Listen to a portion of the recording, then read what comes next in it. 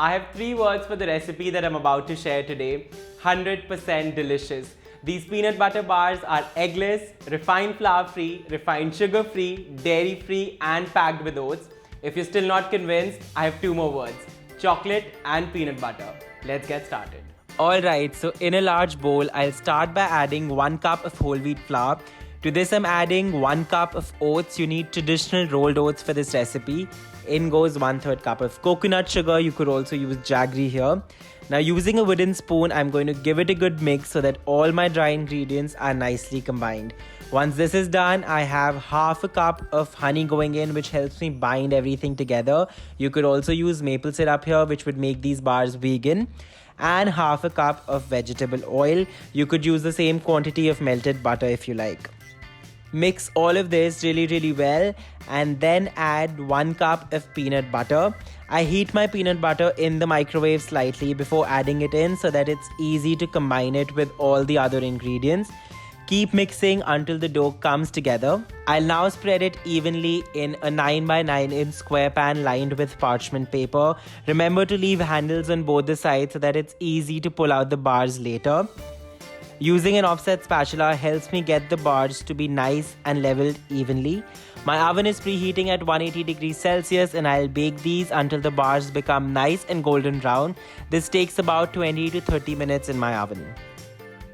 While the bars are baking in the oven, let's get the work started on the chocolate. You need 1 cup of chopped chocolate for this recipe. I'm using a 70% dark chocolate here, which helps me balance the sweetness of those bars really nicely. I'm going to melt it on a double boiler, which is always a better idea than melting the chocolate on direct heat. This makes sure my chocolate melts slowly and evenly and that I don't run the risk of burning it. Once the chocolate starts melting, I'll also be adding in about a tablespoon or 2 of vegetable oil. And guys, make sure the chocolate that you're using is a good quality converted chocolate. I'll be leaving a couple of links in the description box below that will help you pick the right chocolate for all your baking in general. I think it makes so much difference. Once the bars are baked, I'll pull them out of the oven and pour the melted chocolate on it. Honestly, watching this beautiful waterfall of silky chocolate is my favorite part. I spread it evenly and make sure it goes into all the corners so that I get some chocolate with every single bite. Again, an offset spatula works like magic here. A sprinkle of sea salt on top to take these bars to the next level. Sea salt, guys, is always a good idea, and especially with chocolate, it works wonders. To make sure I get neat and sharp edges on my bars, I let them rest in the fridge for about 30 minutes or until the chocolate sets properly. Once the chocolate is set, I'll use a sharp knife to cut the bars. I like to decorate my peanut butter bars with some pretzels because why not? Look at those beautiful bars.